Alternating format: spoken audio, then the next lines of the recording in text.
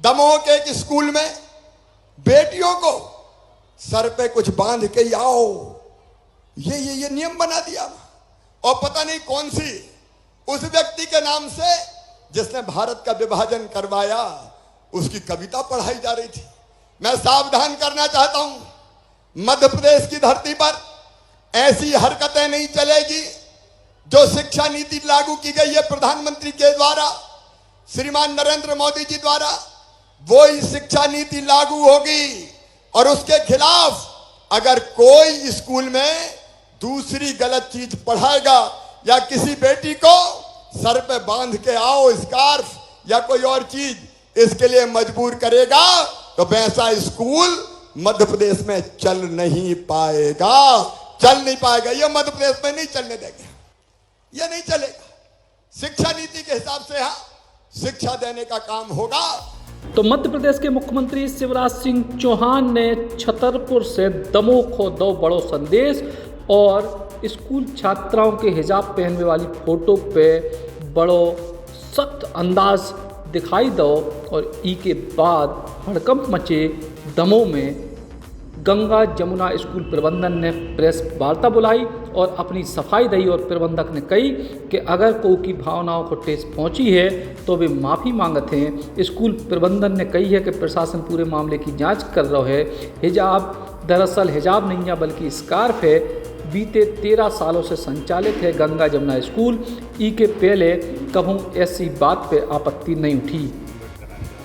देखिए, शिक्षकों को यहाँ पर एक प्रोसेस है। शिक्षकों के रिज्यूम जमा होते हैं, उनमें जो शिक्षक मतलब टॉप होते हैं उनको इंटरव्यू के लिए बुलाया जाता है और वो इंटरव्यू के लिए आते हैं। उनमें जो टॉप करते हैं उनको रखा जाता है।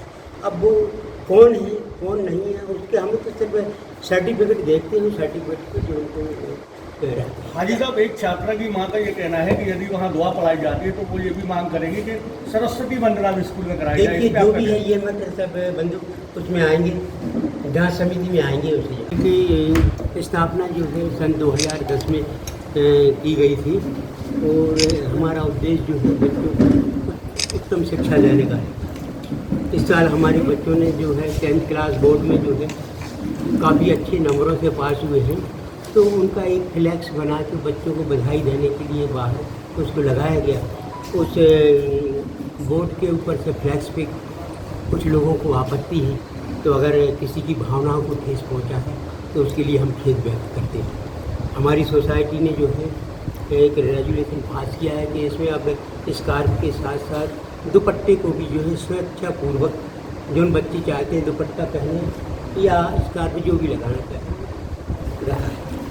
तो क्या पहले स्पोर्ट्स को क्या प्रेशर दिया जाता था? कुछ दिन उसने स्कार्फ नहीं डाला आपका फिर बोले लेकिन स्कूल के अंदर आके पहन लेती। नहीं, देखिए किसी भी नितिन सिंह ठाकुर नाम है उसका, उसने इंटरव्यू भी दिया है। जो भी ये जांच के विषय है, कोई भी स्कूल से कोई दबाव ना किसी बच्चे के ऊपर, जिसको पहनना हो पहनता है, नहीं पहनना है। आरोप है कि विदेशी देखिए, पाकिस्तान की लिपि दुआ यहाँ नहीं होती। पाकिस्तान का कोई ये धार्मिक स्कूल नहीं है, धार्मिक स्कूल नहीं है ये। हाजी साहब, पूरा मुद्दा इस बात पे है कि जो दुआ पढ़ाई जाती है उसमें केवल खुदा का जिक्र है और किसी धर्म के देवता या भगवान का जिक्र नहीं है। ये मुद्दा है, इसमें आपका धार्मिक नहीं, इसमें जनगण मन जो है। बताइए, इस पूरे मामले पे कलेक्टर और एसपी ने कही है कि हर बिंदु की जांच हो रही है और जांच के परिणाम आने के पहले ही स्कूल की ड्रेस में बदलाव हुई है। स्कूल में केवल जनगण मन हुई है। ई के पहले स्कूल में लब पे आती है दुआ नाम की प्रार्थना होती। स्कूल ड्रेस में स्कार्फ भी पहनने पर तो, लेकिन अब ई की बाध्यता नहीं हुई है। माननीय मुख्यमंत्री जी द्वारा सख्त जांच के आदेश दिए गए थे।